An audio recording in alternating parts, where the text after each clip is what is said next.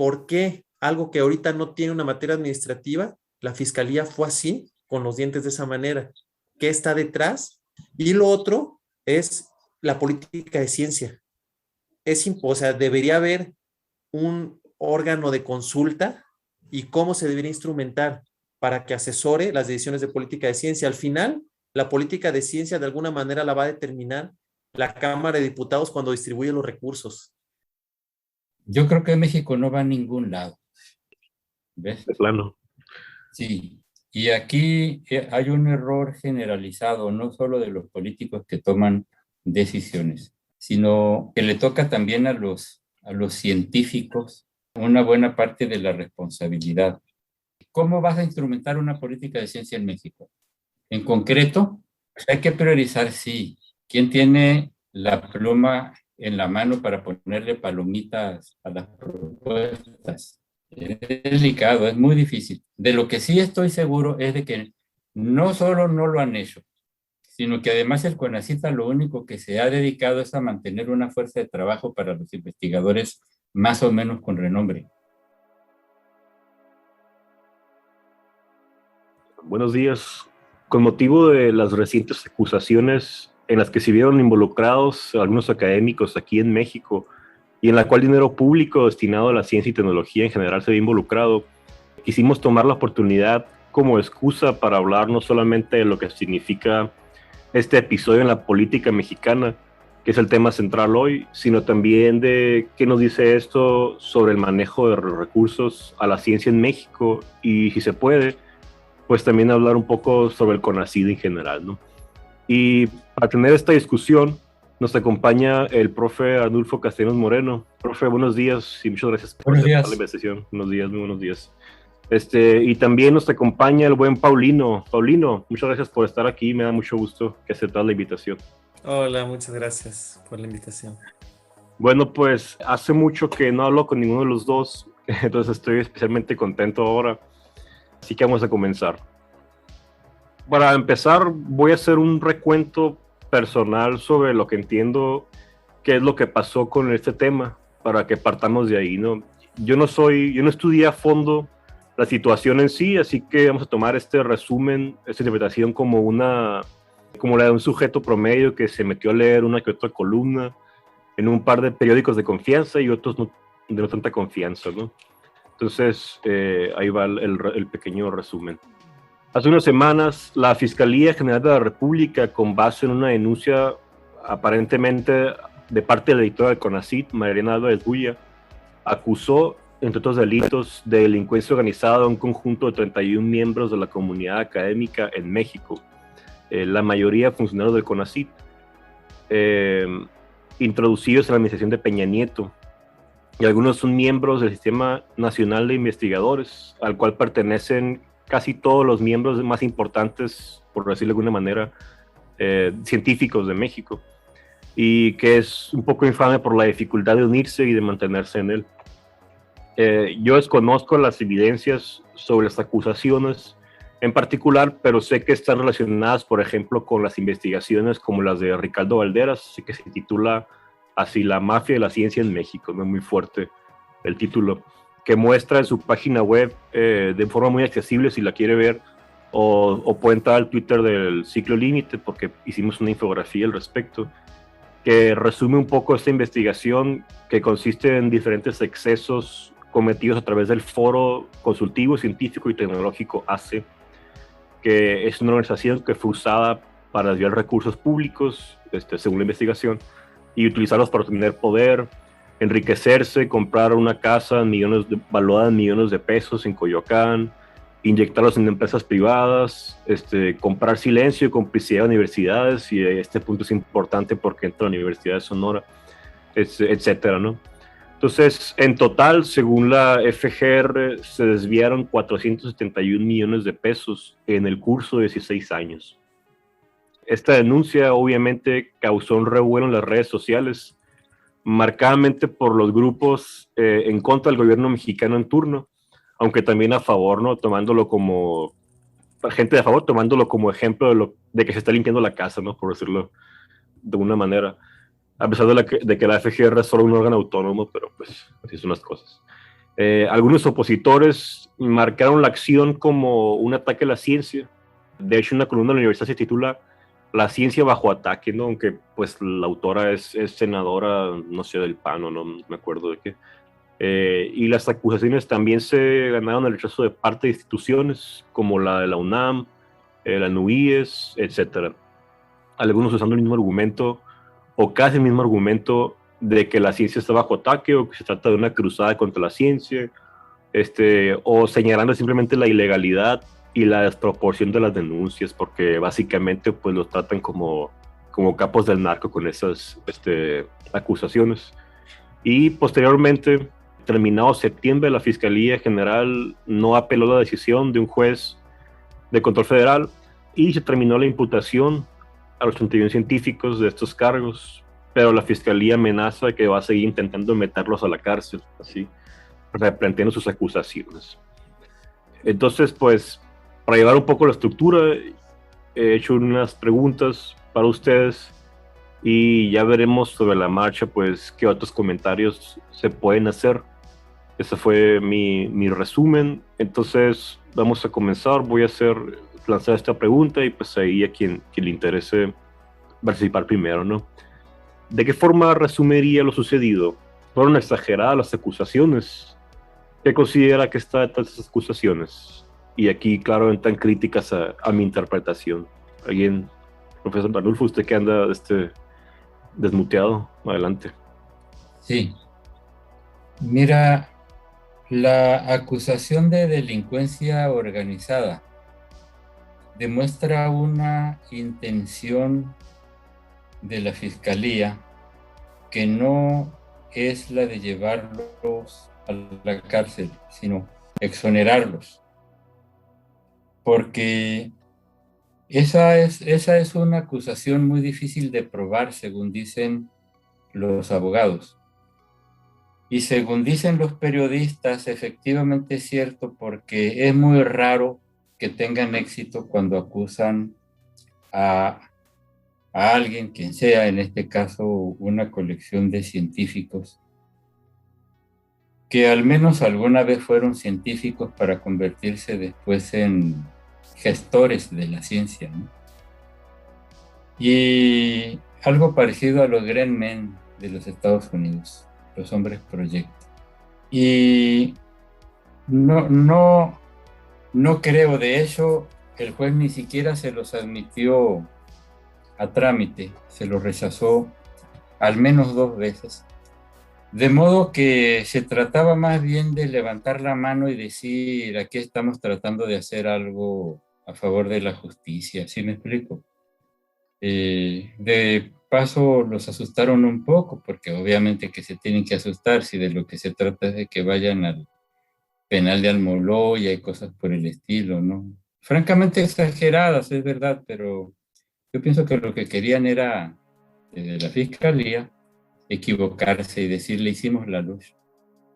Así la veo. Entonces fue como básicamente asustar a esa gente. Esa fue la intención. Sí, porque si ya una vez un juez te dice que no te puede aceptar eso y tú insistes, si además tienes la experiencia de que es un problema muy complicado, ¿por qué intentas por ese camino? Uh-huh. ¿Sí me explico? ¿Y pues con qué? Había otras opciones, especulado y cosas por el estilo que eran más evidentes, uh-huh, pero no lo hicieron. ¿Con qué objetivo, o más bien por qué ellos pues son persecuciones, son venganzas? que considera que fue la motivación? Esta gente tiene un historial muy largo de colaboración con el régimen. Y como dice Valderas, efectivamente cometieron una usurpación cuando en 2002 sale la ley. Pasan unos cuantos meses y en lugar de que el CONACYT cree o se dedique a fundar la nueva figura del foro consultivo, por fuera una asociación civil se apropia del nombre y ocupa el lugar. Es tan claro que así fue que lo legalizaron hasta 2010. en 2010 completaron las cosas y dijeron, pueden ser asociación civil, pero ya llevaban casi 8 años siendo asociación civil, la mitad del tiempo que el que se habla. Sí. Es posible que haya algo de venganza allí, pero pues es donde a nosotros nos falta información, ¿no? Ok. Paulino, ¿algo que agregar? Una respuesta. Pues digo, son varias cosas. Primero quisiera, antes de ir como a materia, que, o sea, la posición que yo quisiera platicar aquí, si es una posición un poco o mucho en defensa respecto a los funcionarios y los del foro, respecto a la situación que ocurre, en el sentido de las acusaciones de la fiscalía, ¿no? Ese es, entonces, y bueno, hay varios elementos, simplemente por lo que parece que como dice el profesor Arnulfo, que no se sostenían o sea, una acusación de delincuencia organizada y una acusación para que defiendan un caso en un penal de máxima seguridad, parece que no está establecida clara la materia administrativa aún. Y bueno, eso, para mí ese es ahorita el tema que quisiera hacer, y como es algo que es tan fuerte, creo que hay cosas detrás que no se ven, que no lo podemos ver. Por ahora no especulo, que habrá que a lo mejor especular al final o más adelante, Sí. pero quisiera abordar varios aspectos puntuales, ¿no? Pero antes de eso quisiera decir primero, bueno, eso es mi posición, a lo que quiero estar platicando, pero también quiero decir el hecho de que estamos ahorita viviendo una especie de polarización muy grande, donde o es común de que uno está a favor de la 4T o en contra de la 4T, que dependiendo de qué bandera tengas, entonces apoyas una parte u otra, y pues simplemente me quiero un poco decir, no, como que no quiero, o sea, quiero zafarme un poco de eso. En muchas cosas que ha hecho la 4T yo he estado a favor, en varias otras no. A mí me parece que ha sido en general positivo que haya habido un cambio así, aunque hay muchas cosas que están quedando también, pues huecas, no sé, pero ese discurso, ese asunto político, no, yo no lo quiero poner a eso, ni a decir que sí conviene o no conviene votar por Morena, todo eso que lo quiero poner fuera. Y decir que incluso gente de la 4T como Lorenzo Meyer, con la misma Claudia Sheinbaum o Ricardo Monreal, mencionaron que era una cosa exagerada el perseguir a estas personas por delincuencia organizada. Y digo, todo puede ser, podemos tener razón o no, pero solo quiero decir de que los argumentos o el análisis sobre este tema no es sobre los apoyos generales al respecto a la coyuntura política nacional, ¿no? Quisiera hablar sobre cosas de discursos y desinformación. Como decías, aquí se dice, los típicos, se ataca a la comunidad científica. Dices, bueno, esto no es un ataque a la comunidad científica en particular, esto es solamente o sea, yo creo que van a perseguir a funcionarios de la administración pasada de CONACYT y a personas que estuvieron operando el foro, ¿no? Que puede tener consecuencias de la comunidad científica, sí las puede tener, pero eso ya eso ya es como la parte detrás política más general. Eso es algo, no es respecto a la la particular acción de la PGR, ¿no? Y también en el discurso de que no, es que si son científicos, o sea, como si defender a científicos es porque ellos tengan una mejor carga moral a los que no se les puede imputar delitos, no, eso, pues no, o sea, cualquiera, seas científico, seas papa o no sé, lo que cualquiera puede ser imputado a cualquier delito, eso no hay. Y en este caso, cualquier cosa que se haga en el foro o en CONACYT o en institutos de ciencia deben ser investigados, o sea, no hay, en esta defensa que quiero hacer, en mi posición, la idea no es de que haya como mantos o halos de protección de pureza, de pureza, no, para nada, o sea, no es el caso. Y bueno, y en el tema hay muchas vertientes, ¿no? O sea, está la vertiente política respecto a los recursos, la vertiente moral respecto a que si hay gastos suntuosos o que si debería ser de esta manera u otra, si dónde se distribuye, no sé. La vertiente de implementación, que las implementaciones hayan sido adecuadas, y después la vertiente de causas administrativas y de causas penales, ¿no? Entonces yo lo primero de lo que quisiera platicar es de la parte penal, y quizá algunas cosas de cómo operan lo administrativo. Entonces, y ya después, posteriormente, pues sí podemos platicar sobre pues, cosas de política y eso. Y solo quisiera decir que mis argumentos o que quisiera poner de manera más fuerte se refiere solamente a este aspecto, a la parte penal. Así la parte penal se sostiene respecto a lo que era o no tanto. Y respecto a mis comentarios, respecto a lo político, lo moral y eso pues uno tiene como las propias creencias o las nociones y eso pues no lo puedo plantear tan fuerte, ¿no? Sí, claro, claro. Entonces, en lo penal, dices, no se sostiene, pues, ¿no? Estas acusaciones, no hay base en la cual se pueda decir que fueron justos, ¿no? Por decirlo de alguna manera, pues. Sí, hay varias partes, y digo ahí para pasar la palabra, porque luego puedo extenderme mucho, espero que Ya no pasa nada. me corte, no sé. Primero es decir, por lo que se persigue, que ya lo comentó el profesor Arnulfo, es el asunto de que la denuncia, que en su forma creo que es legítima, en el sentido que desde CONACYT se denuncia en contra de quien resulte responsable por la comisión de conductas posiblemente delictivas, ¿no? En agravio de CONACYT, ¿no? El manejo del patrimonio de CONACYT. Y es una denuncia legítima, aunque yo creo que en el fondo hay cosas que a lo mejor no son legítimas, pero es algo que no podemos ver y son especulaciones.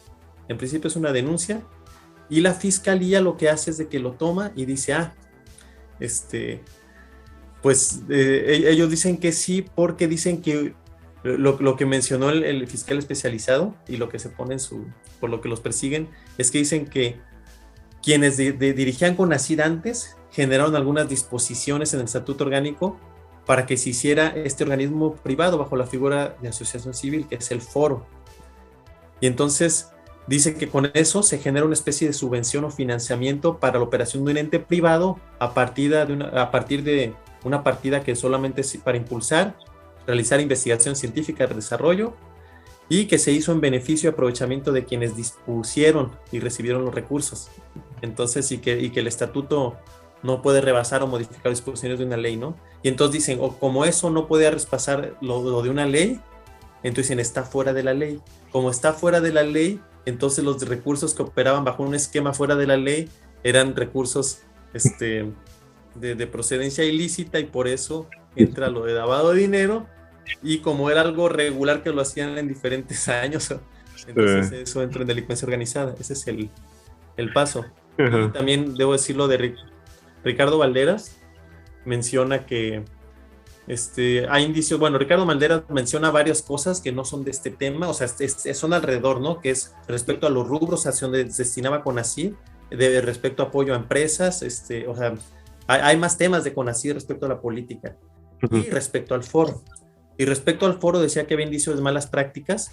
Habla de que la ley de CONACYT se hizo en 2002, donde el foro entra en vigor, donde se dice que el foro debe ser un organismo autónomo. Hay una mesa directiva, y si la mesa genera un coordinador.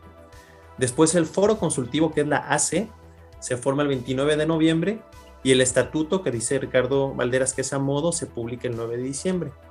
Entonces, él dice que es ilegal porque el estatuto se hace una configuración de dos personas que la constituyen y después la adhieren posteriormente a una normativa, y no puede estar sobre la ley, ¿no? Entonces ahí donde dice que hay suplantaciones de funciones del Estado. Y bueno, él dice que en la ley tiene que ser un órgano interno y que tenía actividades lucrativas, ¿no? El foro, ese es entonces, en cosas, rápido menciono con esto que yo creo que no es tan fuerte el argumento, en el sentido de que el foro consultivo el 29 de noviembre se funda y el estatuto se publica el 9 de diciembre, 10, 11 días después. Pero la publicación no se da inmediatamente cuando se acuerda, o sea, el estatuto se construyó meses antes de la publicación del Diario Oficial de la Federación, es después. La mesa directiva es quien elige desde antes el coordinador, y la mesa directiva está hecha por la UNAM, el POLI, Academias de Ciencias, y el coordinador, por lo que se estaba haciendo, la Junta de Gobierno de CONACYT es quien hace el estatuto para que opere como hace, porque se ha dicho que tiene que ser un organismo autónomo, que hay muchas maneras en que podría ser organismo autónomo. Y finalmente quien lo forma es el que era coordinador elegido por la mesa. no fue como una persona privada así, y la mesa es parte de la estructura organizacional del foro, ¿no? Y también decir que en la ley de 2002 no dice que tiene que ser un órgano interno. Lo que se menciona es que va a ser un órgano autónomo y permanente. Y bueno, y última cosa que comento, o sea, hay más cosas que quisiera detallar de la operación, de quiénes son las personas a quien acusan, cómo se conforman, qué hicieron y eso, pero antes debo decir lo que declaró el fiscal especializado en delincuencia organizada, que es Alfredo Higuera, en un programa con Ciro Gómez Leiva, que él lo que dice es, ya intentamos 2 veces, nos lo rechazaron, entonces dice, ¿por qué sigue? Bueno, hay 2 alternativas, impugnar el rechazo, o la otra, rearmar el caso. Entonces, y dice, creo que no vamos a impugnar, creo que más bien vamos a rearmar el caso. Pero eso o sea, creo que es algo fuerte en el sentido de que, es decir, yo creo que hay unos delitos que ya vi, esos delitos que según yo creo que existieron, los pongo al juez para acusar a tantas personas, a 31, el juez me la rechaza y digo, ok, pues voy a ver qué otros delitos pongo, porque eso ya no pueden ser los mismos, sí. Pero ese asunto es como, ya tengo claro quiénes voy a acusar, pero voy a armar a ver qué otros delitos los claro. O sea, eso creo que es terrible, o sea, la fiscalía, que además que lo hagan públicamente, la fiscalía pues no tendría que hacer eso, y vuelvo a decir que de fondo creo que hay cosas respecto a política de ciencia y tecnología, o cosas internas particulares de María Elena, o cosas, no sé, de fondo hay otras cosas, pero de forma creo que la fiscalía ha hecho un papel pésimo y muy reprobable respecto a este curso penal. Y bueno, hasta ahí, y luego ya continuamos más cosas. Ok, excelente. Profe, ¿algo que agregar en este punto? Sino para la siguiente, que va a ser más... Sí, un detalle, mira. La directora del CONACYT estaba obligada a denunciar que había algo raro, porque si no a ella le podría ocurrir lo que ahorita le está pasando a Rosario Robles. A Rosario Robles la acusan de haber guardado silencio, por omisión la están juzgando, ¿no? Y tenía la obligación de hacerlo. Hay algunos detalles que podemos visualizar las personas que alguna vez estuvimos en la Facultad de Ciencias de la UNAM, que vimos los grupos que se conformaban allí, y que en contacto con algunos compañeros que siguen trabajando o siguieron trabajando allí, en algún momento, uno puede imaginar qué cosas, con acento en la E, hay detrás. Hay rencillas personales que llevan décadas. Allí llevan décadas. Y a Julia Tagüeña siempre le tocó estar del lado de los ganadores. Ahora es al revés. Pero se visualizaba desde hace bastantes años. Es una de las 31 de ellos, ella. Ella es una de las 31, sí. Se visualizaba desde hace varios años que eso era lo que iba a ocurrir. Sí hay rencillas personales allí, pienso yo. Pero eso no va en detrimento de que siempre, no solo ese grupo, sino muchas otras personas, les ha gustado mucho esa vida suntuaria que los clasemedieros no podemos tener. Especialmente es más sabrosa si no estás saliendo de tus recursos, de tu quincena o mensualidad o lo que sea. Y ellos, la gente que yo recuerdo, que conozco del foro, sí ha actuado así. En algún momento en la Sociedad Mexicana de Física, bueno, puedo citar al menos 2 momentos, 3 en realidad. La gente que ocupaba los lugares en la mesa directiva de la Sociedad Mexicana de Física, cuando organizaba los congresos, llegaba a hoteles de 5 estrellas. Y los estudiantes, me consta en 2005, así fue, en Guadalajara, total son estudiantes, los mandaban a hoteles de paso, no te miento, hoteles de paso, habiendo ahí 6 o 7 muchachitas de física, les dieron para que fueran a hospedarse en un hotel de paso. Afortunadamente para ellas no iban solas, iban varios compañeros, entonces ya el montón las defendía, ¿verdad? Sí. Ese tipo de cosas extrañas han ocurrido. Me tocó personalmente en una ocasión en la que me dieron la gran noticia de que tenía una beca para asistir al Congreso y que la beca consistía en que me iban a dar para el hotel, pero no para los viáticos. Eso le sirvió a la autoridad de la Universidad de Sonora para decirme, bueno, como ya tienes el hotel, te voy a dar para los viáticos. Resultó que era un hotel así parecido al que les acabo de contar. No me dediqué a averiguarlo porque agarré mis maletas y me fui, ¿no? Y al mismo tiempo que yo veía eso, como siempre, nuestros amigos de la mesa directiva estaban hospedados en el mejor hotel de la ciudad. Del casco urbano, cuando menos, ¿no? Eso, más otras vivencias parecidas, hace pensar que el gusto por las cosas suntuarias lo han venido cultivando desde hace algún tiempo. Un último dato, para ver a qué me refiero con algún tiempo. En 1975 yo era estudiante de la licenciatura en física de la universidad. 1975. Entonces me dieron una beca para ir a estudiar algunos cursos en Jalapa. Se llamaba Escuela Mexicana de la Sociedad Mexicana de Física. Y sí, el hotel estaba bien, normalito. Comíamos decentemente, ¿sí?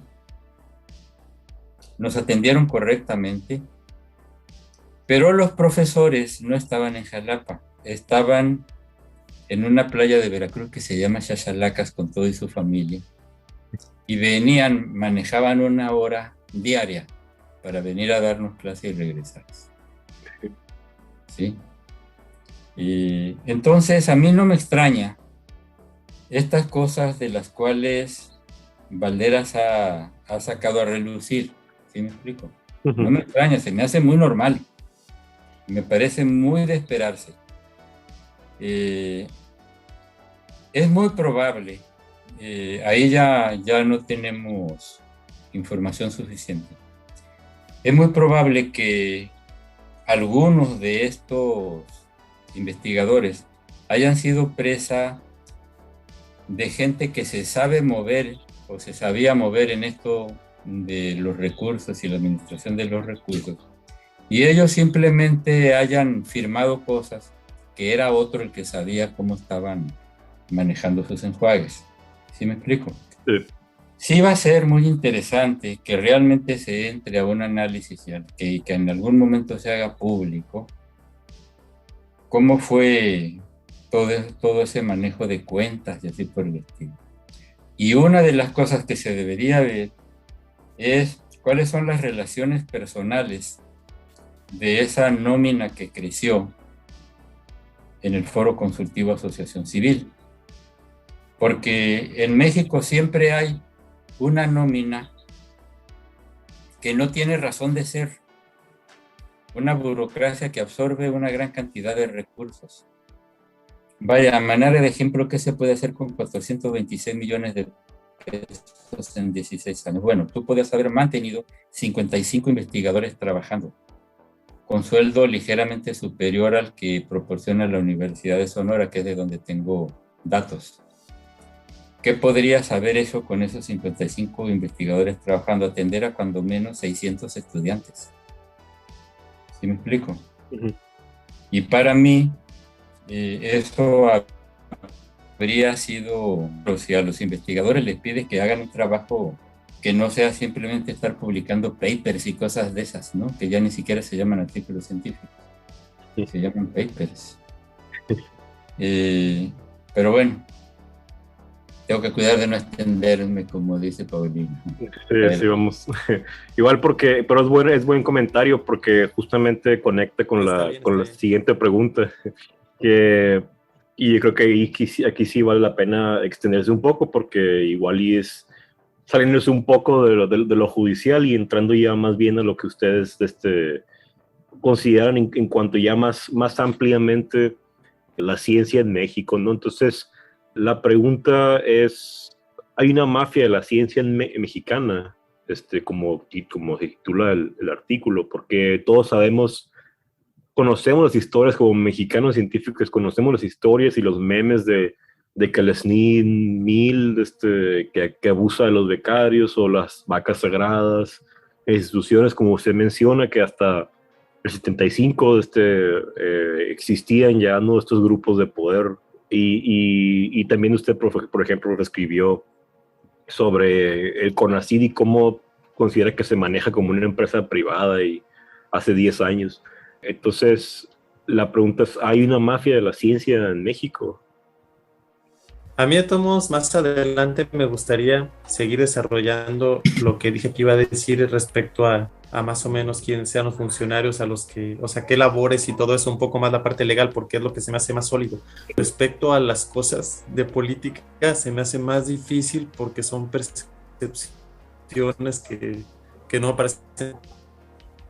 Me gustaría más adelante sí comentar respecto a cosas específicas más del caso, lo que me parecen cosas un poco más sólidas. Respecto a lo de ciencia, creo que siempre, o sea, pero siempre, cualquier función pública, cualquier cosa que tenga de asociaciones, de gremios, cualquier cosa pues de las instituciones, etcétera, deben ser criticables, revisables, y cualquiera, eso es cualquiera, incluso el CONACYT también, todos.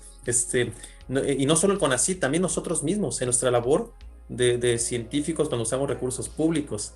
Claro. Porque nosotros siempre, claro, decimos la ciencia es muy importante y eso, pero tenemos que también ser críticos y tratar de ver cuáles son las cosas que son valiosas para la sociedad, qué es lo que falta concatenar con otras cosas para que o sea, todo eso son discusiones que siempre deben estar abiertas y sobre todo nosotros desde nuestro gremio siempre tenemos que ser escépticos respecto a todo.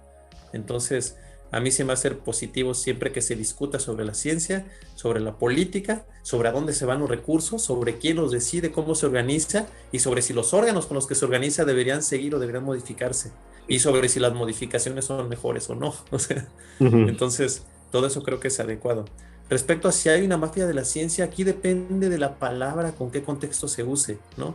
Ahí yo sí diría que hay que tener cuidado porque si estamos en un tema que hablamos de delincuencia organizada y ahorita sacamos el tema de mafia de la ciencia, o sea, es un contexto diferente que cuando uno es estudiante y donde las mafias te refieres más bien a los grupos de los, no sé si decir, de las vacas sagradas y eso, que son los que usualmente meten proyectos y tienen los recursos, entonces son los que dan las becas o traen estudiantes o dan becas para tesis, etcétera, ¿no? Sí. Hay como diferentes niveles de cuando sí, claro. uno habla de una... Digo, suena muy exagerado, sí. Yo para hacer referencia a esta investigación de Ricardo Valderas, ¿no? Sí. Pero más bien me refiero a grupos de poder, ¿no?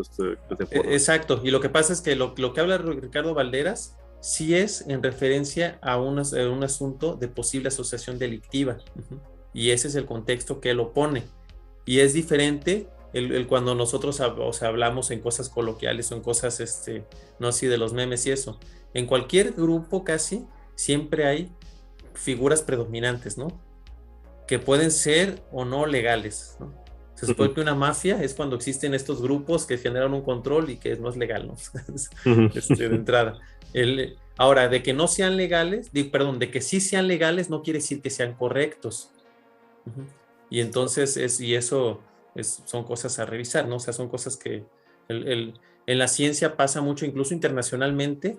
Sí ocurre mucho que simplemente por el pedigrí que uno tenga, por ejemplo, si eres investigador no sé, de Boston, de Harvard, es más fácil que publiquen artículos. Yo tengo un amigo que es un muy buen científico, ahorita está, yo no recuerdo en qué universidad está en Noruega, pero él, un mismo artículo que publicó estando en la UNAM como postdoc, se lo rechazaron, y ese mismo artículo, ya estando en Noruega, lo mandó, y ese sí ya lo aceptaron. Y sí pasan cosas de que el puro nombre o al grupo donde estés te generan diferentes aspectos, prerrogativas. Y esto no solo en estos grupos académicos, esto en todos lados, casi en grupos de empresarios, por los amigos en el gobierno, etcétera, ¿no? Entonces, bueno, solo quería hablar de ese contexto y de que todo en general es criticable y toda función pública es criticable y que todo debe ser proclive a las revisiones. Sí, profesor, ¿hay mafias en la ciencia de México? Yo pienso que sí, sin que eso signifique asociarlo con la frase que ha hecho famosa la palabra mafia en el siglo XX y parte del XXI, la mafia italiana, ¿no? Que es una forma de crimen organizado. Yo pienso que ha existido siempre como círculos que aprovechan posiciones para, apoyando a otros, recibir respaldo ellos también. Es una copia de muy mala calidad de los hombres proyecto de los Estados Unidos. Porque en Estados Unidos, si tú quieres ser un hombre proyecto, necesitas responder con aspectos muy concretos que te está exigiendo ese sistema, y en el cual hay que tomar en cuenta que más del 90% de la investigación científica es financiada por la Armada, por la Naval o por la Fuerza Aérea. Entonces tú tienes que responder a cosas concretas allá. Los tenure track, por ejemplo, están sometidos también a llevar recursos a la institución. Si no llevas recursos a la institución, que por cierto se toma como la mitad porque te va a ayudar, te va a administrar todos los recursos para que tú no te preocupes, ¿no? Acá no hay eso. Acá se cubre con una frase que desafortunadamente está muy arraigada, en el sentido de que somos parte de una comunidad científica internacional. Esa comunidad científica internacional entonces es independiente de intereses particulares, locales, nacionales, y ahí es donde la cosa se pone muy grave. Especialmente si tomamos en cuenta que en las últimas décadas una cantidad muy pequeña de editoriales en el mundo viene manejando los temas sobre los cuales se hace investigación. Es de lo más común que los científicos en los congresos y en las conferencias plenarias digan que están abordando un tema porque está de moda. Muy frecuente los he oído decir eso. Y eso es muy grave. Eso es muy grave porque ocurre que algo que es de interés o que fue de interés en Centroamérica, después en el sureste mexicano, que fue el problema del dengue, no era de interés en Texas, ¿sí? Y además de algún científico que quiso publicar algo, porque él lo estaba estudiando en el sureste mexicano, en las publicaciones, vamos a llamarle nórdicas, no les interesó. Pero ocurrió que pasaron los años y alguien inteligente, más de un año y medio, casi 2 años después, le mandó pedir los datos porque consideraban que era relevante, porque ya les había llegado el problema a Texas, pues. ¿Ves?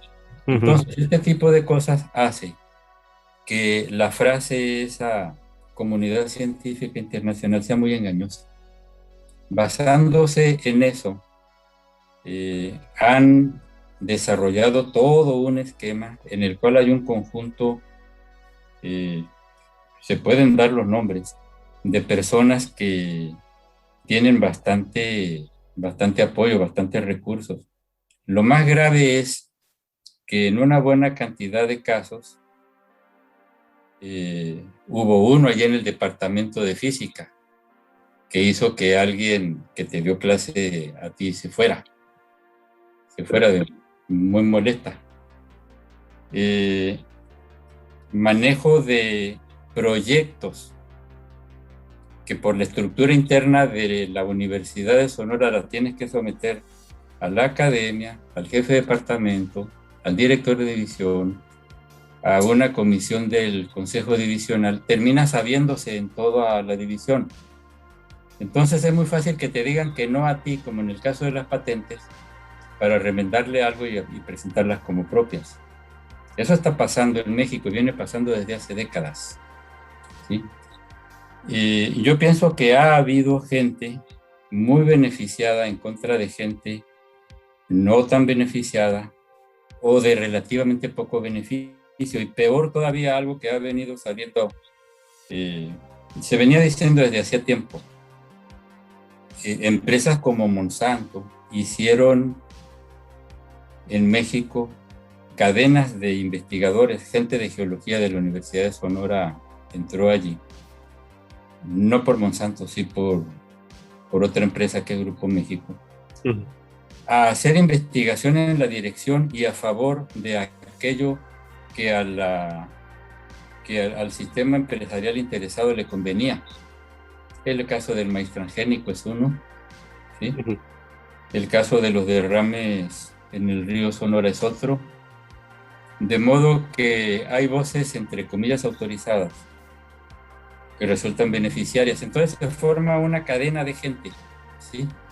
En un país en el que los recursos económicos a favor de la ciencia son muy pobres, que para colmo, nosotros lo decíamos hace más de 10 años, se estaban desviando hacia apoyar empresas como Nissan, Choco, General Motors, etcétera, ¿no? O sea, si de por sí son pocos los recursos, entonces esa escasez de recursos hace más grave que grupos de personas se hagan círculos. Si quieren, no le llames mafia, círculos de interés. Eso los ha habido, y en México eso es muy grave. Ok, Paulino, tú tenías un par de cosas que querías decir todavía respecto de del aspecto judicial de esto. No sé si todavía los tengas ahí unas notas, si es posible conectarlo y sí, si no, digo. A ver. Sí, no iba a decir que todos los temas que está comentando el profesor Arnulfo son realmente importantes y que siempre tenemos que estar atentos para ver que los mecanismos que se generan, los fondos, quiénes deciden, cómo se administran, cómo, hacia qué rubros van, etcétera, cómo se definen las importancias de las áreas de conocimiento o hacia qué parte se debe, o sea, si debe, cuál es, si debe ser por la importancia pública, si debe ser por la importancia científica, si debe ser, etcétera, ¿no? Son cosas que se deben de revisar tanto aquí como en otros países. En otros países hay problemas de que a veces se hace mala ciencia porque los científicos, la verdad es que están apurados por el asunto que viene el deadline para el siguiente grant, se tienen que presentar los avances y se tienen que hacer, o sea, hay muchas veces se tratan de hacer más bien artículos, como dicen papers, para sacar y que de alguna manera eso justifique y pueda seguir un avance operativo en la ciencia, ¿no? Para poder tener estudiantes o postdocs o obtener cosas, insumos de laboratorio, etcétera. O sea, todas esas formas son formas que no hay actualmente, a lo que he visto, no hay un mecanismo que ya parezca totalmente funcional, ¿no? El famoso publish or perish, el famoso publish or perish. Y donde hay mucho avance es porque hay mucho dinero, simplemente, pero no necesariamente es porque hay una eficiencia en la forma en cómo se genera eso. Pero bueno, este tema creo que es muy bueno. Yo creo que quisiera regresar a las cosas anteriores porque había cosas que faltaban o por decirse o por comentarse o comentar, que es un poco lo que estudié para esta plática. Sí. Entonces, quisiera regresar a eso, ¿no? Le voy a comentar primero el asunto que entre discursos que creo que han sido que no muy acertados respecto a lo que se dice del desvío de recursos por el foro, ¿no? Primero con diferencia respecto a la estafa maestra, ¿no? Porque uno decía, bueno, a lo mejor María Elena tenía que hacer eso para no hacer lo que no hizo Rosario Robles. pero había varias diferencias y es importante puntualizar porque tanto en magnitud como en forma, ¿no? ¿Qué más? En la estafa maestra, pues primero hubo la función pública, hizo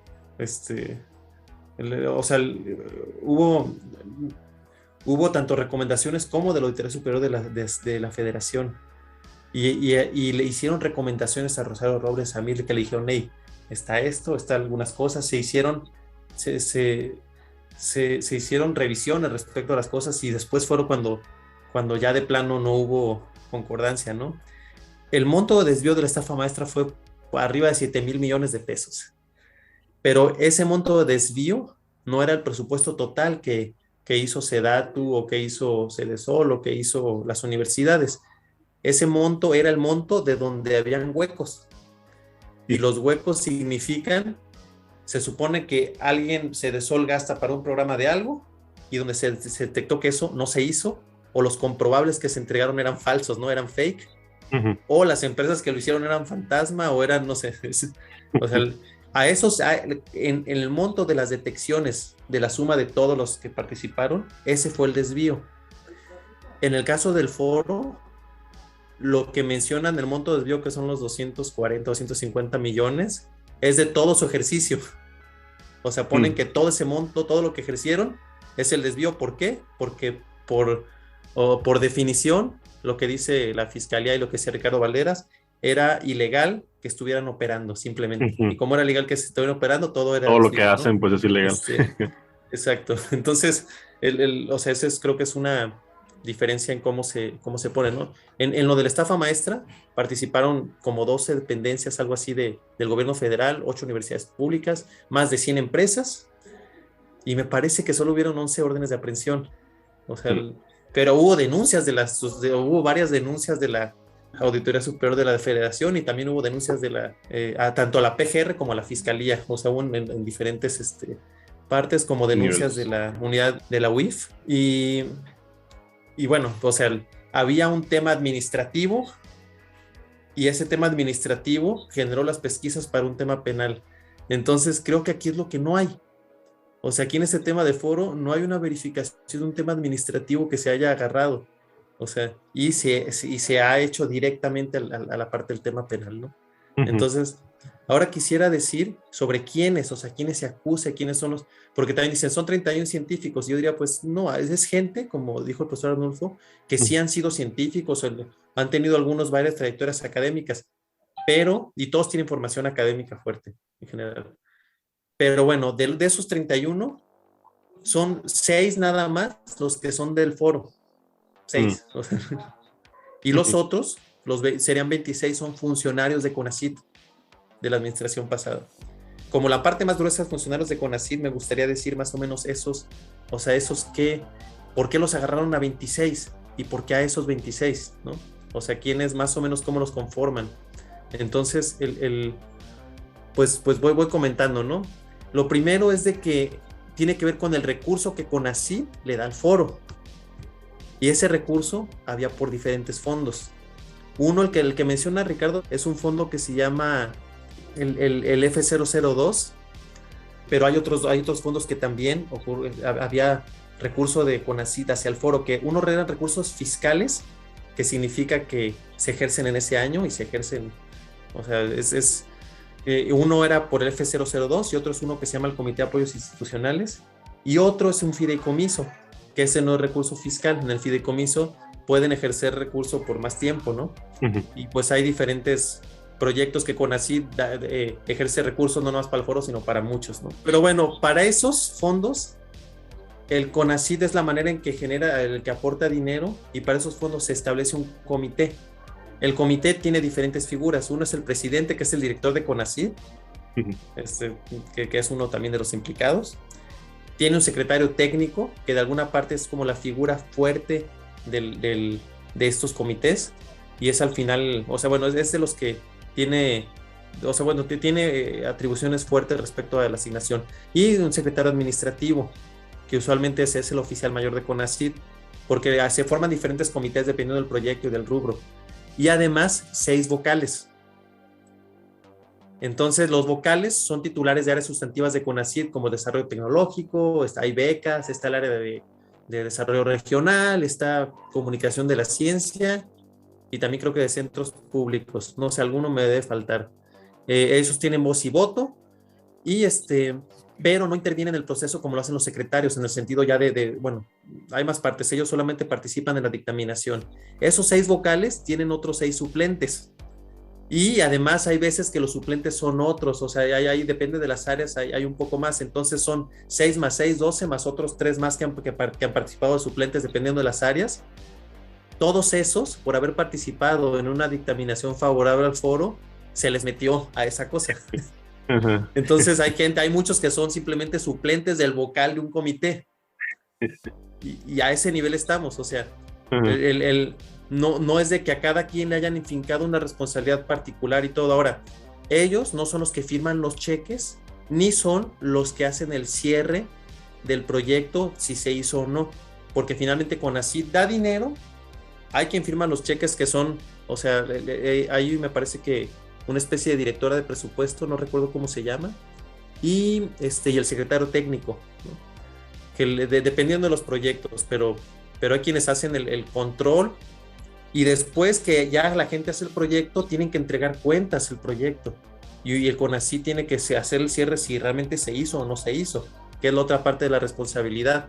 Uh-huh. Y las personas, principalmente el secretario técnico, quien tiene esa función, pero esos cierres usualmente se hacen, o sea, el comité toma conocimiento de que hace el cierre, pero para que se cierre, había auditoría, se auditaba, se hacía evaluadores externos y también despachos contables que participaban en eso. O sea, había un proceso más o menos. Y uh-huh. Pues los comités pues tenían que aprobar los proyectos según la ley, o sea, según lo que estaba. No podían decir, no, yo no apruebo porque a lo mejor la Procuraduría va a decir que una C no podía ser, aunque lo dijo el comité y aunque o sea, etcétera, ¿no? Uh-huh. Entonces, yo quiero describir esto para decir cómo el tratar de que, o sea, si un evaluador evaluó y le dicen, bueno, si mi evaluación está mal, a lo mejor va a decir, pues que se me revise mi evaluación y ya que está mal, a lo mejor me equivoqué, a lo mejor no es correcta, ¿no? O sea, y que se diga cuál está mal, pero que tengan que defender eso en Almoloya o en un penal de máxima seguridad, parece algo que no es, o sea, no parece algo que está dentro del tema en sí, ¿no? Ese uh-huh.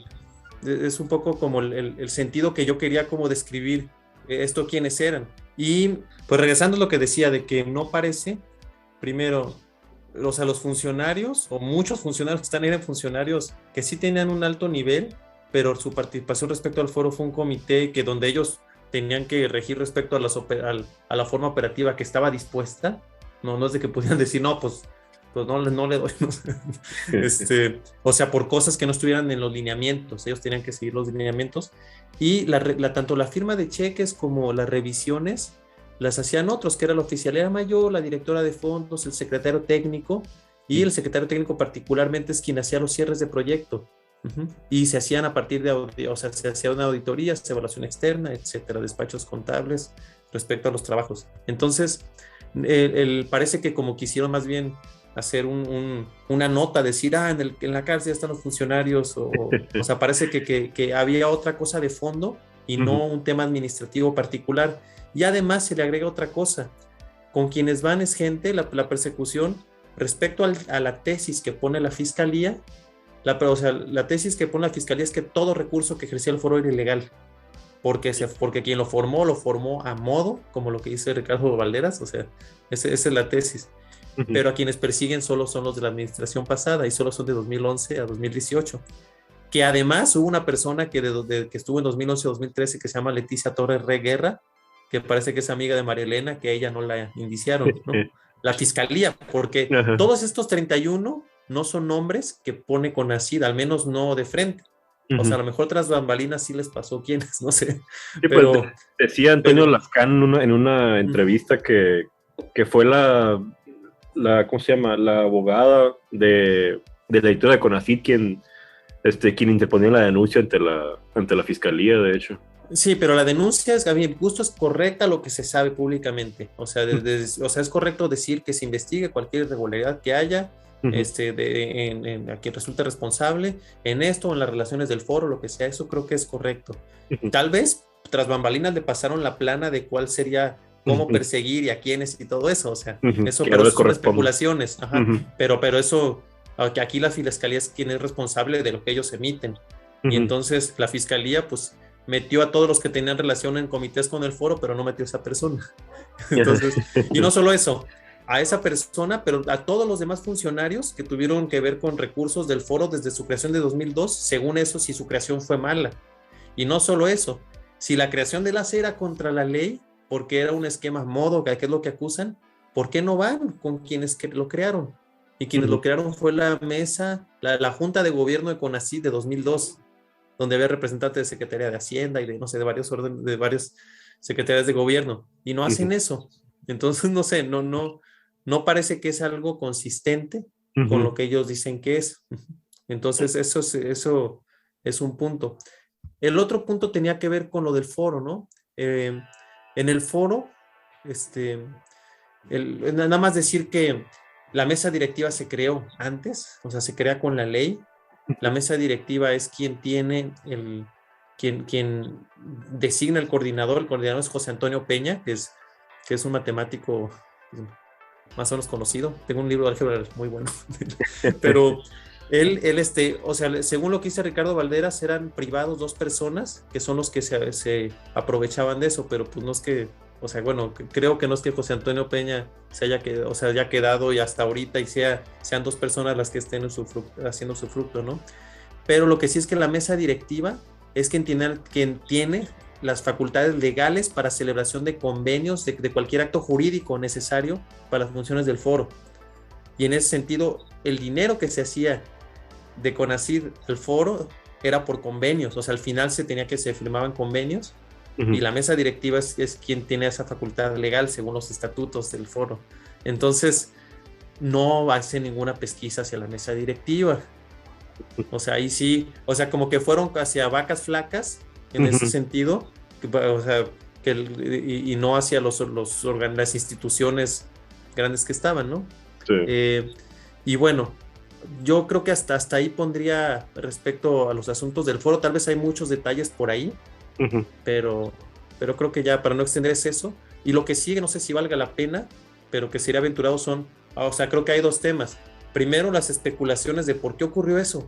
O sea, a mí lo que se me hace preocupante no es que, como digo, que se investigue todo, que se revisen los dictámenes, que se investigue que está mal, que se investigue en los gastos si hubo desvíos de cosas que no tenían que ser.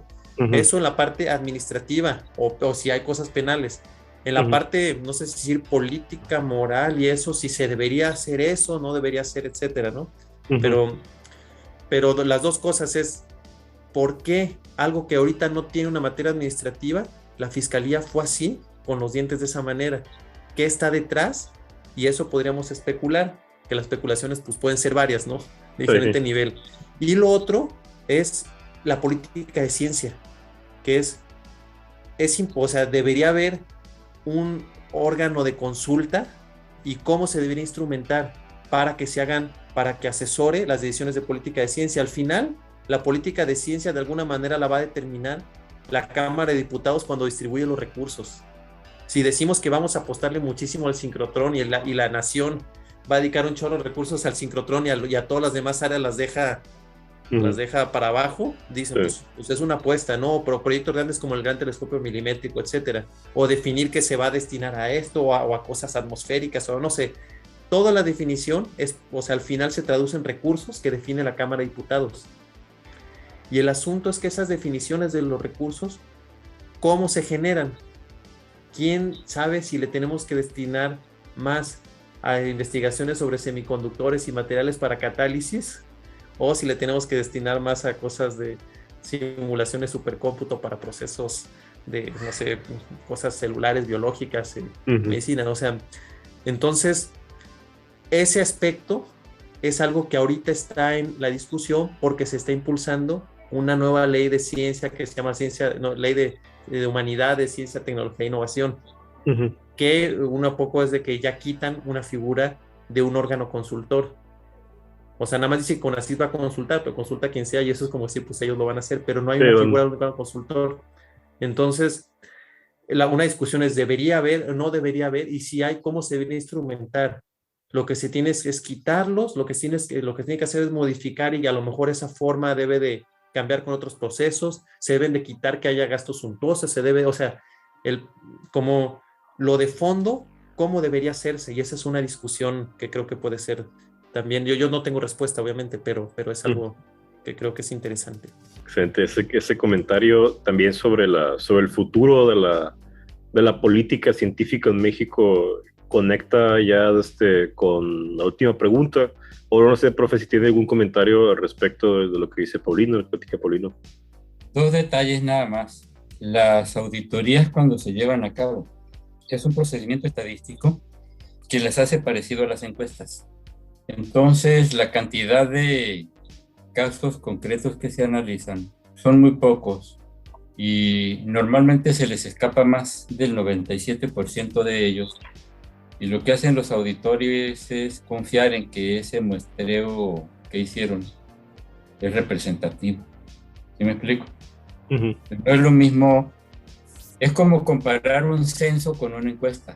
Un censo es observación directa. La encuesta te proporciona una estimación.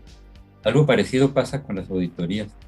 Ahora, yo creo que las acciones que, como dije al principio, me parecen exageradas de parte de la Fiscalía, se basan en esa idea de que si hay una cadena de mando, hay una cadena de responsables. Y es por eso que se van sobre ciertos nombres. ¿Sí me explico? O sea, sí se van a cubrir y sí se pueden cubrir. Con eso, ¿no? Eran las dos cosas que quería yo mencionar y si quieren entramos a lo referente a la política de ciencia, ¿no? Sí, muy bien. Pues último punto, ya más abierto esta discusión. Considera que la ciencia en México va en buen camino según el objetivo del CONACYT, que es promover el desarrollo de la investigación científica, el desarrollo tecnológico y la innovación a fin de impulsar la modernización tecnológica del país. Esa es la parte del objetivo que declara CONACYT. ¿Va México en buen camino tomando eso como objetivo? Mira, yo creo que México no va a ningún lado. ¿Ves? De plano. Sí. Y aquí hay un error generalizado, no solo de los políticos que toman decisiones, sino que le toca también a los científicos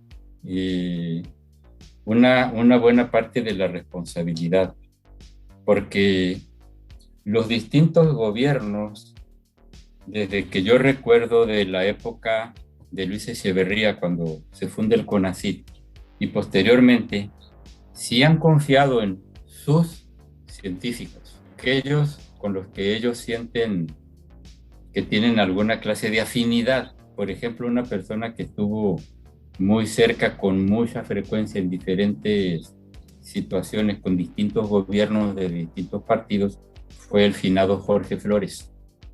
Jorge Flores no dio el ancho como subsecretario de Educación Superior cuando lo pusieron en ese puesto en los años 1980, porque no tenía ese tacto y ese don de gentes para tratar a la gente. Era muy directo y decía lo que pensaba. ¿Me explico? Entre otras, es el impulsor del proyecto que se ha arraigado en México del Sistema Nacional de Investigadores, que no es una idea suya, es una idea de la época de la Italia de Mussolini. De allá viene.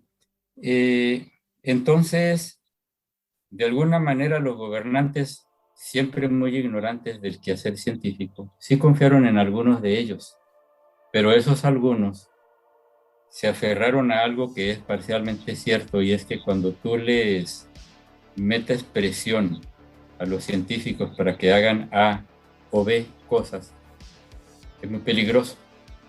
Un extremo bastante conocido es lo que pasó cuando los soviéticos estaban investigando sobre la bomba atómica.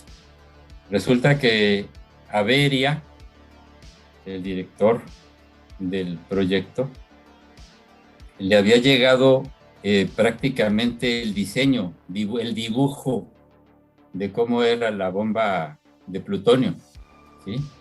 Trabajando sobre eso, los científicos soviéticos, Kurchatov, Haritov y todos esos, encontraron que podían hacer una de la mitad de tamaño igualmente eficiente. Y le dice, no, la quiero igual. Sí, me explico. Él la quería igual. Bueno, pues funciona igual, ¿no? Hay detalles de esos. Pero es un asunto muy delicado la política de ciencia, porque los que ya saben hacer las cosas, porque tienen siglos de experiencia, como por ejemplo las empresas inglesas que fabrican y venden aparatos para los hospitales, para los hospitales de tercer nivel, lo mismo que para el médico que tiene su consultorio, para todos tienen. Bueno, no recuerdo ahorita los nombres, pero hay dos de ellas muy, muy importantes. Cada una promedia de 350 a 400 científicos contratados. Cada científico sabe para qué está allí, sabe a qué tiene que jugar, pero no lo tienen como en la Universidad de Sonora, presentan el proyecto para que pase de la academia a toda la retahíla de cosas que hace rato mencioné, para ver si te lo aprueba el Consejo Divisional. No hacen nada de eso, saben que es pérdida de tiempo y son muy prácticos. Entonces, en concreto, ¿qué ideas traes? Claro, ten presente en dónde trabajas. Y los científicos con eso tienen. Entonces, ese asunto en México es necesaria una política de ciencia, pero también puede ser peligroso, porque es como cuando le dices a la policía que cuide que la gente use cubrebocas. Ya vimos lo que pasó, ¿no? Los policías se pusieron a cuidar que tú trajeras cubrebocas. Y a como son ellos, pues. Entonces, en el momento en que, ¿cómo vas a instrumentar una política de ciencia en México? En concreto, ¿cuáles son las medidas? ¿Sí me explico? Hay que priorizar, sí. ¿Quién tiene la pluma en la mano para ponerle palomitas a las propuestas? Es delicado, es muy difícil. De lo que sí estoy seguro es de que no solo no lo han hecho, sino que además el CONACYT lo único que se ha dedicado es a mantener una fuerza de trabajo para los investigadores más o menos con renombre, dándole becas a los jóvenes para que les ayuden a esos investigadores para que publiquen en ese sistema de modas que mencionaba antes yo, en donde una colección muy pequeñita de casas editoriales dice que te acepta para publicar. ¿Me explico? Las cátedras y todo eso. Sí, sí. Entonces, yo creo que la comunidad de científicos de renombre y de influencia, porque hay personas de renombre que no son de influencia, como Luis de la Peña, ¿no? Marcos Moschinsky sí fue hombre de influencia, Jorge Flores sí fue hombre de influencia, Leopoldo García Colín no fue hombre de influencia. De hecho, cuando él era subdirector de proyectos científicos en el Instituto Mexicano del Petróleo, que empezó a hacer las cosas bien, lo corrieron. Y no lo volvieron a invitar sino hasta el sexenio de Ernesto Zedillo, pero solo una vez, porque se puso a decir la verdad allí en Los Pinos, y alguien dijo, no lo vuelvan a invitar. No lo volvieron a invitar, dicho personalmente por él en una ocasión, ¿no? ¿Qué dijo García Colín? No supe. Lo que todos sabemos, dijo que le estaban pagando muy mal a los científicos, que había una cantidad muy pequeña de científicos en el SNI que se ganaban bien, pero que se dedicaban a estar publicando lo que tú ya sabes. Pues le dijo la verdad al presidente, pero al presidente eso no le gustó. Entonces no lo volvieron a invitar. Entonces, en esas circunstancias y veleidades, hay quienes han tenido la habilidad para guardar silencio cuando hay que guardar silencio y lo sigan invitando, y para medir el interés y el momento en que es entrevistado por el presidente o le da audiencia el presidente, ¿no? Que eso Jorge Flores lo sabía hacer muy bien, ¿sí? Era bueno en eso. Era como los militares, ¿no? Mucho respeto al superior y a ver cómo te va si eres mi inferior. En esa selección de personas, las personas que han sido seleccionadas por el sistema de gobierno, por el aparato gubernamental, presidente primero que todo, escucharon a algunos y esos algunos le han fallado. Al país le han fallado. No hay, pienso yo, que no existe una política de ciencia. Pienso que sí debería de haberla, pero sin exagerar demasiado. Porque un día el presidente dijo en una mañanera, quiero ver investigación aplicada. Muy bien. ¿Por qué estamos estudiando física teórica nosotros? ¿Ya me explico? Tú extrapolas de esa frase y dices, pues si yo con mi amigo Sergio Gutiérrez estaba pensando en hacer un trabajo que él hizo en mecánica clásica, yo ver cómo manejo mecánica cuántica, pues me quedo pensando si es relevante para el país. ¿Ya me explico? Entonces ahí hay que tener mucho cuidado, muchos matices. Hay algunos detalles, desafortunadamente no encuentro ahorita el artículo, pero en 1987 Luis de la Peña escribió, ¿cómo se llama la revista de la UNAM? Bueno, que en una revista de divulgación científica de la UNAM escribió un artículo diciendo que lo que no hacían los empresarios mexicanos, debería ver la Universidad Nacional Autónoma de México la manera de hacerlo. Y decía que había que fundar centros de investigación específicos en los estados, donde hubiera una participación moderada, pero importante por su calidad, en las publicaciones científicas.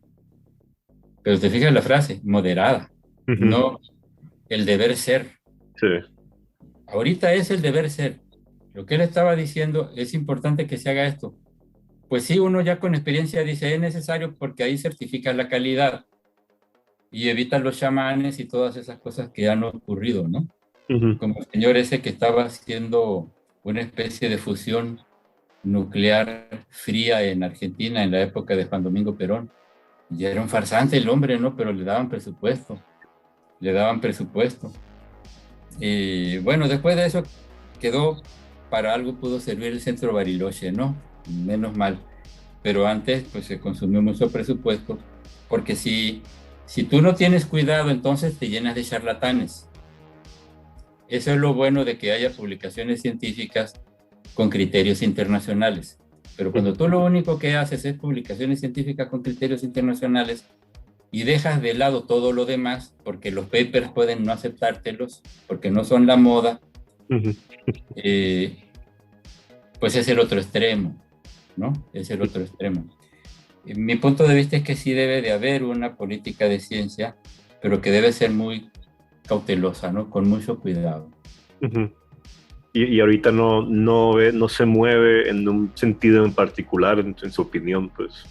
Por ejemplo, digo, lo podemos ver, yo creo, digo, se viene viendo, no es como que sea nuevo. El presupuesto de la ciencia en México es menos del 1% del PIB, y sí lo ha sido desde hace muchos años, no sé qué tantos, pero rondaba alrededor del 0.4% del PIB cuando en otros países, incluso Latinoamérica, supera el 1% del PIB al menos, ¿no? Entonces, sí. Y mientras otros países más desarrollados, por llamarlo de alguna manera, son hasta el 10% del PIB incluso, ¿no? Corea del Sur. Corea del Sur. Es de esos casos, sí. Pues es un asunto delicado y de mucho pensar, ¿no? Pero mira, para cerrar, en ese punto sí hay una intención, pero lo que yo veo es otra moda. Por ejemplo, esta señora Álvarez Builla ha cerrado las cátedras patrimoniales.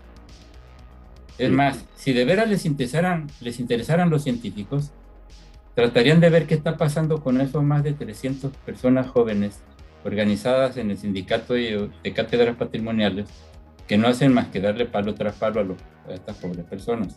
¿Me explico?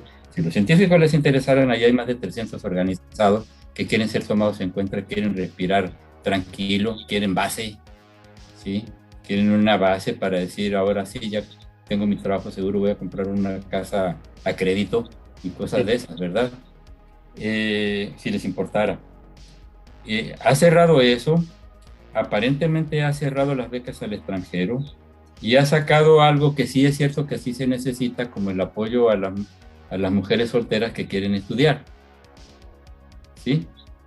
Pero esos son proyecciones e intereses relativamente personales o de moda. No sé, después en 2025, ¿qué va a pasar? Pues se les va a ocurrir otra cosa tal vez. Y así, en ciencia así no se hacen las cosas, ¿no? Ese ha sido el pretexto para fundamentar la existencia de los fideicomisos, pero nosotros hemos visto que los gringos no crean fideicomisos, ellos hacen presupuestos multianuales. ¿Sí? Inglaterra, Alemania, Francia, no sé, hacen presupuestos multianuales y comprometen. De modo que entran, una vez que se declara un presupuesto multianual, ya no es movible. Es como esto que en México le llaman el presupuesto no programable, al menos mientras dura ese objetivo, ¿no? ¿Cómo hicieron los gringos su proyecto Apolo para ir a la Luna? No lo hicieron con un fideicomiso. Paulino, ¿tienes algo en ese punto? Que es que la ciencia va en buen camino según el objetivo de CONACYT. Híjoles, no sabría identificarlo así, o sea, ha habido avances y hay otras cosas en las que es difícil avanzar, ¿no? Eso diría. ¿Qué avances? CONACYT desde hace, o sea, sí ha tenido cierta, bueno, a mi parecer ha tenido cierta idea, por ejemplo, de fortalecer posgrados y hacer posgrados de calidad. Y yo creo que sí es una diferencia. Muchos institutos que se han formado, no sé, ahorita me imagino, o sea, conozco más de física, pero como el Instituto de Guanajuato, en Colima, San Luis Potosí, o sea, institutos que hace 20 años no existían, creo, o no tenían la fuerza que tienen ahora. Ahorita sí es mucho más fácil tener una educación a nivel posgrado buena en México de lo que era hace 20 años. Y, por ejemplo, eso para mí es un avance, ¿no? Y así como ese, pues seguramente hay otros avances en diferentes partes. Ahora, que haya avances no quiere decir que fue lo óptimo, o que no se puede hacer mucho más, o que la directriz no debía ser mejor, o que hubo gastos que tenían una miopía respecto a lo que se tenía que hacer, ¿no? Por ejemplo, menciono rápido los subsidios a las grandes empresas, que es como a Audi o a Bimbo, no sé. Yo primero creo que es bueno no desmitificar la colaboración entre el gobierno y empresas y que hayan recursos, eso. Pero no es de que nunca se deben hacer, pero sí es importante que se hagan bajo conveniencias públicas. O sea, que no sean solamente unos regalos para su propio desarrollo y que ya hagan... por ejemplo, pongo el caso de Israel. Israel es otro de los países. Bueno, yo estuve en Israel 2 años y medio por una estancia postdoctoral y ahí pues es de los países que mayor porcentaje de Producto Interno Bruto destina a ciencia y tecnología en el mundo, y muchas de las cosas se realizaron porque la ciencia iba a la par también de la innovación y se generó una especie de polo de innovación, y eso surgió porque el gobierno de alguna manera sí ponía capital en riesgo, que algunos era fondo perdido, o sea, daba dinero a gente que quisiera hacer startups o cosas así, pero si les iba bien, pues también exacto, si salían adelante, pues recibían ahí, los retornos eran muy grandes, aunque muchos también se perdieran, pero tenían mecanismos de retribución, al menos de las puras arcas, para que se puedan hacer más cosas, ¿no? Y eso impulsó que se hiciera esta especie de nodo de tecnologías de startups que de alguna manera hicieron que Israel pudiera avanzar respecto a recursos, porque era un país más o menos pobretón en sus inicios. Y porque eso empezó desde los 70s, 80s, esta política de innovación. O sea, y ese es el tramo que son carreras largas, ¿no?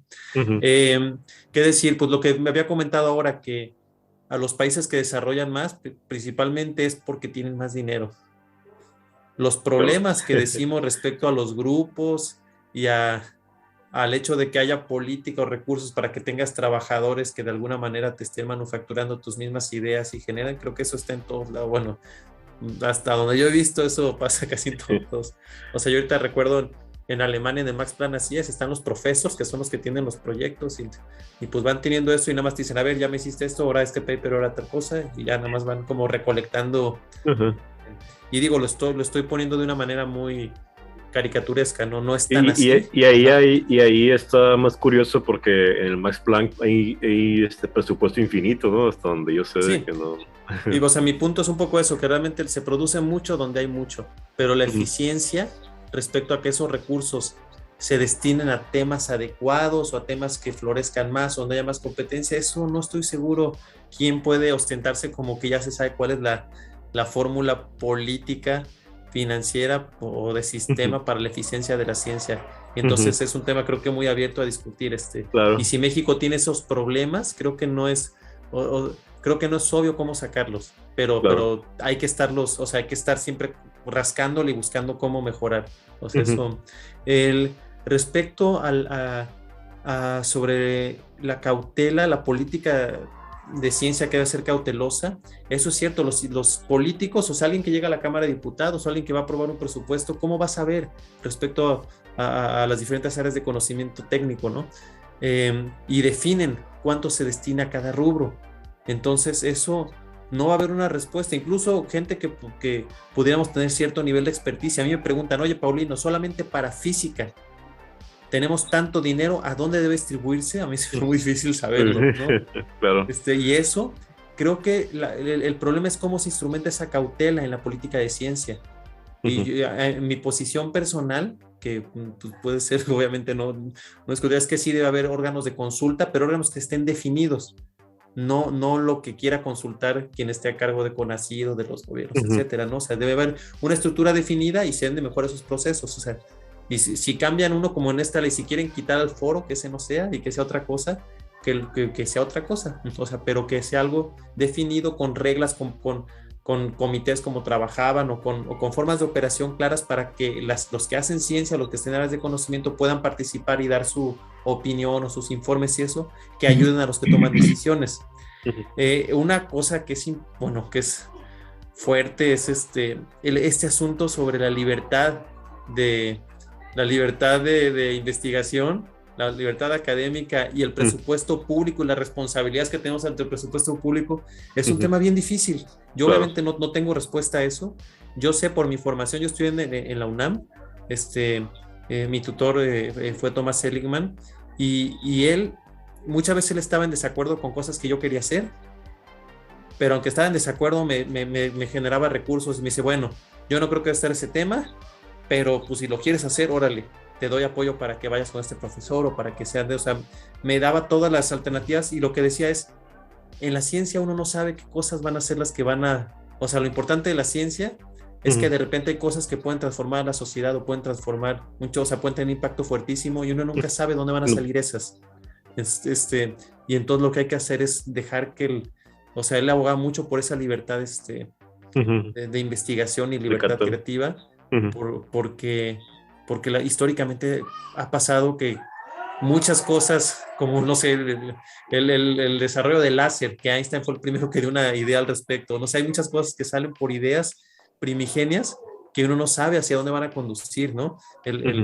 Lo que hizo Turing, no sé, etcétera, o sea, ahí puede haber impactos fuertísimos que uno no los puede a veces sospechar, entonces eso es algo importante, pero por otro lado, sí ejercemos recurso público, y el recurso público tiene una responsabilidad y no podemos solamente decir que por fe confíen de que esto va a servir y que es bueno que la ciencia básica o la ciencia de todo eso, ¿no? O sea, y de que así se destinen, porque se supone que así no operamos, tenemos que ser escépticos a las cosas, entonces, y esa balanza creo que no es un tema resuelto tampoco y es algo que siempre se debe discutir, ¿no? Por último, diría que bueno, respecto a la política actual que se impulsa sobre si son modas o no son modas, eso es lo mismo. Creo que debe haber los órganos de consulta para que eso se nivele o para que eso haya retroalimentación. O sea, cada gobierno va a tener su propia línea, de alguna manera es legítima que tengan su línea cada gobierno, pero es importante que haya retroalimentación con los expertos y haya un canal muy claro, ¿no? Y hay veces que hay cosas de esta política que a veces le podrían criticar, que cerró las becas al extranjero o nada más van a ser sobre temáticas de salud. Creo que hay partes que tienen que ver con su línea, pero hay partes que no. Siempre en época de Peña Nieto hubo una reducción a CONACYT grandísima que fue cuando bajó mucho el precio del petróleo, que también se canceló el tren de Querétaro. Mm. Y pasan eso, cuando tenemos cortes presupuestales, en este caso el año pasado fue por COVID, siempre los sacrificados es cultura y ciencia. Y creo que ellos son los sacrificados porque creo que son los que tienen los más endebles gremios políticos. O sea, si sacrificas un poco a otro gremio, a los maestros, a salud o a seguridad, sí, o sea, es más difícil quitarle cachitos a otros gremios. Entonces, claro, también es algo con lo que más o menos, o sea, se ha vivido y bueno, ese es otro problema.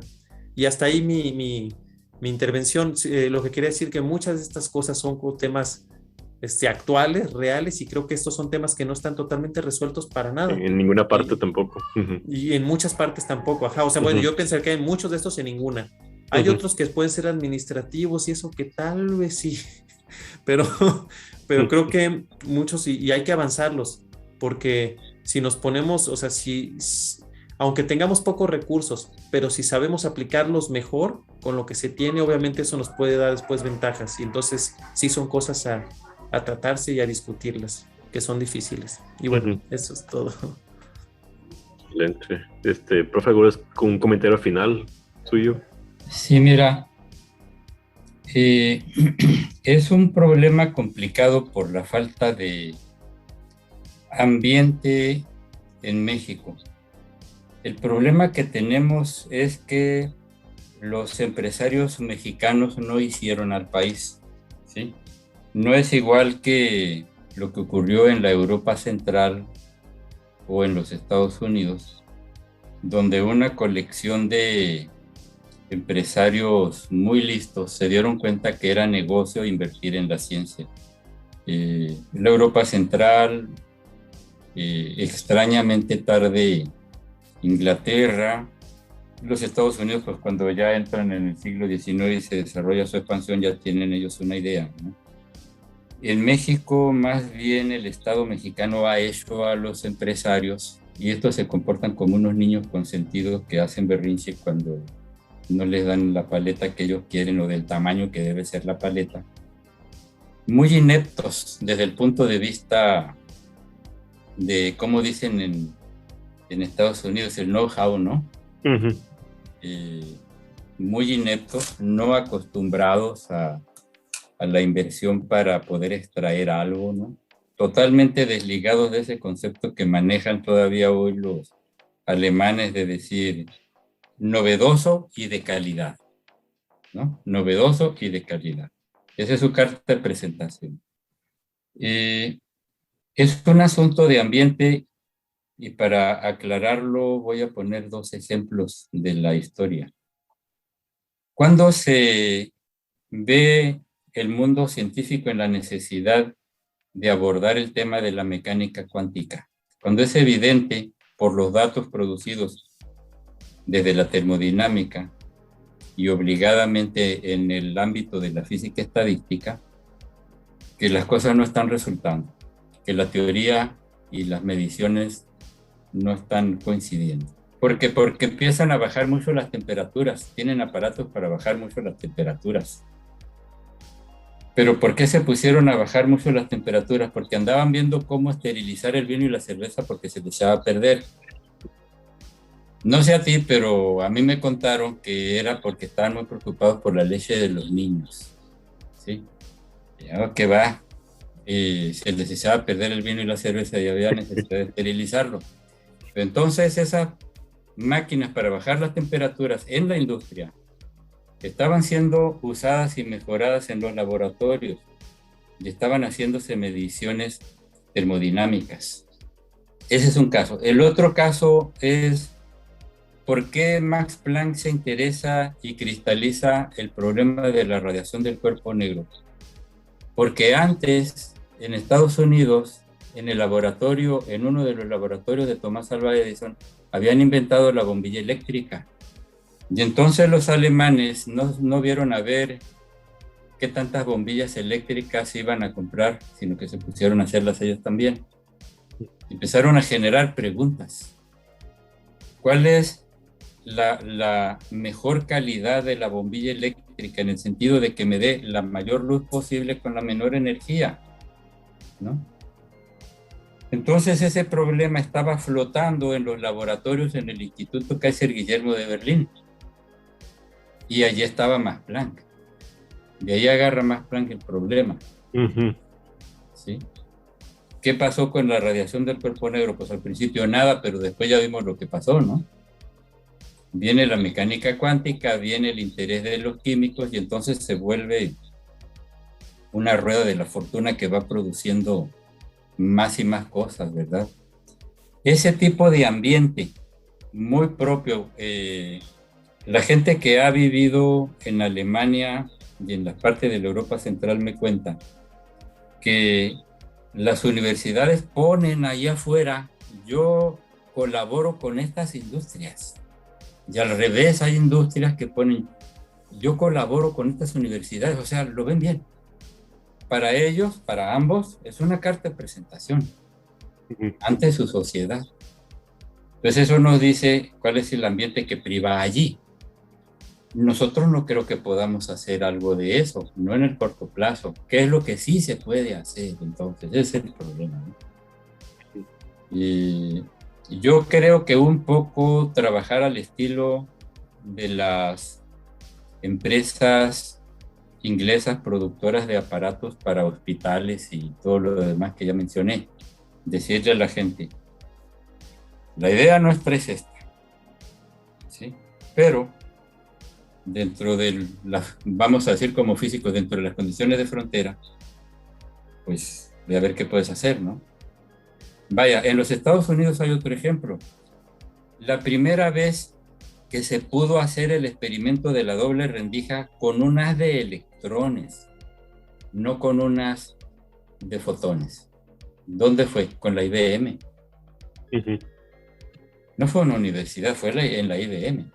Los laboratorios Bell y todo eso. Los laboratorios Bell y el efecto Compton y todas esas cosas. Por ahí estuvo, de hecho, mi asesor aquí, ahí estuvo trabajando después de que se graduó y conoció mucha gente y había gente, Marcus Budiker de ahí, bueno, más o menos de por ahí, agarró experiencia y luego trabajó con Marcus Budiker pero fue parte importante pues de su formación, y porque hay mucha gente muy brillante ahí, Wingren estuvo ahí en los laboratorios. Sí, y entonces todo ese ambiente, porque es ambiente cultural, me explico, no les parece extraño a ellos, no es una decisión del dean de la universidad donde trabaja, allá se llaman presidentes, acá son rectores, ¿no? Presidente y luego el dean, un montón de deans. No es que él dijo, haz esto, que bueno, sí lo hacen, ¿verdad? Pero cuando es un asunto de dinero, siempre le giran una orden a alguien. David Heston les platica por qué a fines de los años 80 se metió a trabajar un asunto de enseñanza. Y resulta que llegó un descendiente de uno de esos jeques árabes, con un montón de dinero, apoyándolo a él, claro, ¿no? Y entonces, en cierto momento, el departamento de física ahí de la Arizona State University le decían, aquí viene a trabajar en algo que tenga que ver con asuntos de docencia en física y en ciencia. Y él pone la lana. Entonces el dean y no sé cómo se llama, el jefe del departamento, la lana, ahí te va para que trabaje tal cosa con él. ¿Sí me explico? Sí pasan esas cosas, pues, pero hay cierta libertad, pero es un ambiente cultural, eso está muy difícil, ¿no? Claro. Pues yo con eso cerraría. Muy bien, sí, muy, muy interesante eso. De hecho, alguna vez lo platicamos aquí antes, como que esos inicios, digamos, económicos del desarrollo científico, ¿no? Lo platicamos alguna vez en un podcast, no recuerdo específicamente un ejemplo, pero qué curioso eso, yo no sabía lo de Planck, por ejemplo, qué risa que uno se lo venden como que estaba muy, muy puro, ¿no? Estaba ese sujeto interesado por el espectro de la luz y todo, wow, pues, qué curioso. Y pues también, obviamente, sí, muy interesante también el comentario, la ubicuidad esa, ¿no? De los problemas en la política científica, ¿no? Y cómo no se han resuelto en ninguna parte y qué hay que hacer, yo creo, para mantenerse siempre actualizado, ¿no? Y que tiene que haber una crítica, pues tiene que haber consulta de parte del poder hacia la gente y con diferentes enfoques a la ciencia y a dónde destinar el recurso de la ciencia, que al fin y al cabo, pues como dice Pablo, no es de recurso público y hay responsabilidad, tiene responsabilidad de hacer. Pues, no sé si tengan una última cosa que decir, Paulino, tú que no sé si es con más, y es el comentario final, y ya para cerrar. Sí, no, primero que muy interesante todo lo que nos cuentan y que es muy importante ver en perspectiva muchas cosas, ¿no? Y de que la ciencia no es una cosa que se desarrolla de manera ajena a todo, ¿no? Sino al revés, la ciencia hace cosas que son de interés y por coyunturas y o sea, se desarrolla por una serie de factores. Entonces, pues ver lo que ha ocurrido, eso genera también perspectiva general, ¿no? Y pues nada más agradezco la plática, ha sido muy agradable. Muchas gracias a ustedes. Y muy interesante. Muchas gracias y qué gusto.